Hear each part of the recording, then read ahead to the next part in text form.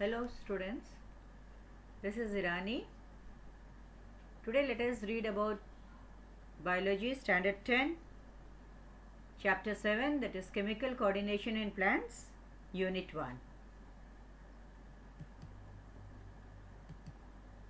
1.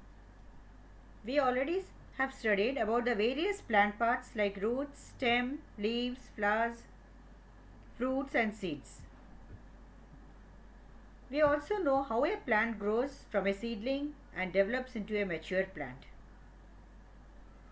You may wonder why trees continue to grow and develop continuously. They increase in height or width over a period of time. Whereas the leaves, flowers and fruits of same tree not only have limited growth but also appear to fall periodically or repeatedly.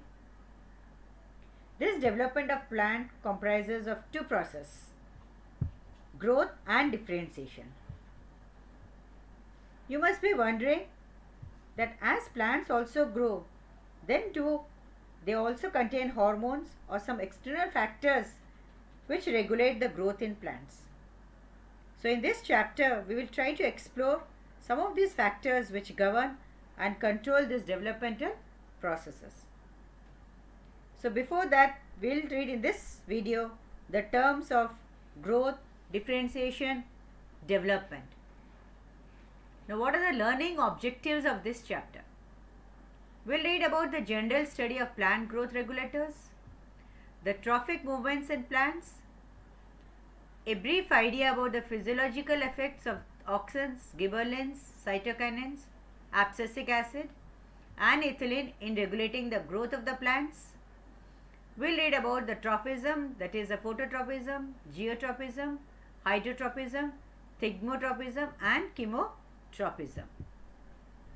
This is the coordination in plants, the schematic representation, where the movement dependent on the growth is called as the trophic movements, which has got directional movements in response to stimulus. There, phototropism means movement towards the light, geotropism movement towards the gravity, chemotropism movement towards the chemicals, and hydrotropism towards water. The movement independent of the growth, that is immediate response to stimulus, like example drooping of the leaves of touch-me-not plant, which is thigmotropism. The plant movement are of two types: trophic movement and nastic movements. Trophic movements are directional, nastic movements are non-directional. They are phototropism, geotropism, chemotropism, hydrotropism and thigmotropism.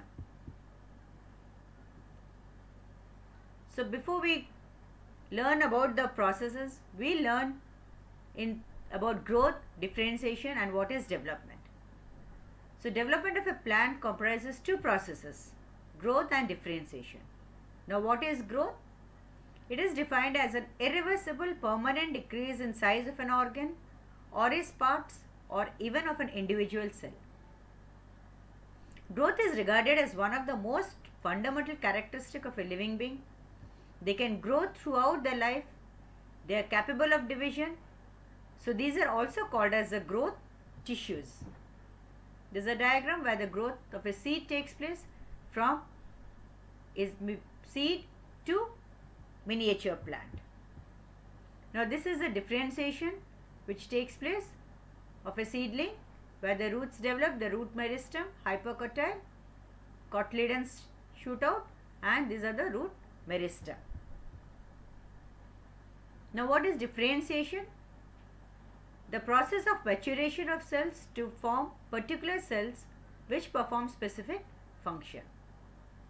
The meristematic cells of plants differentiate and mature to perform specific functions.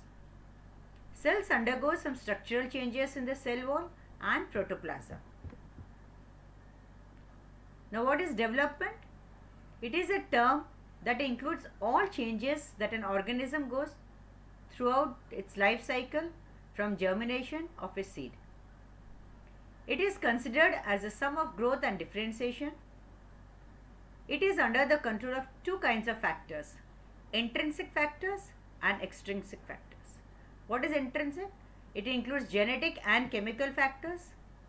Extrinsic factors includes environmental factors such as light, temperature, water, oxygen and nutrition. Now this is a diagram of a seed to a plant. The seedling, it grows into a miniature plant and then it turns into a plant.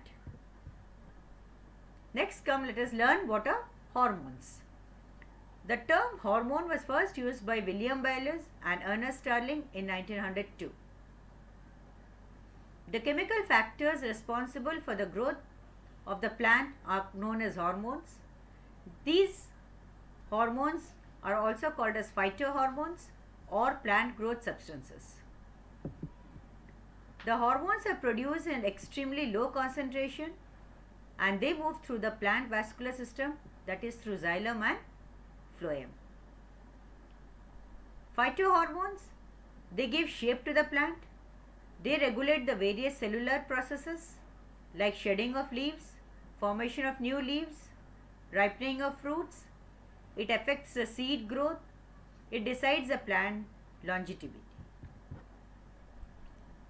What are the kinds of plant hormones?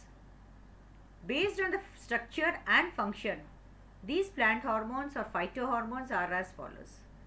They are auxins, gibberellins, cytokinins, ethylene, abscisic acid. These plant hormones are further categorized into two groups, that is the plant growth hormone promoters and plant growth inhibitors. Now let us see what are the plant growth promoters and what are plant growth inhibitors. Plant growth promoters regulate the growth promoting the activities of a plant like cell division, cell enlargement, trophic growth, the flowering and seed formation. The examples are auxins, gibberellins, cytokinins. What are plant growth inhibitors?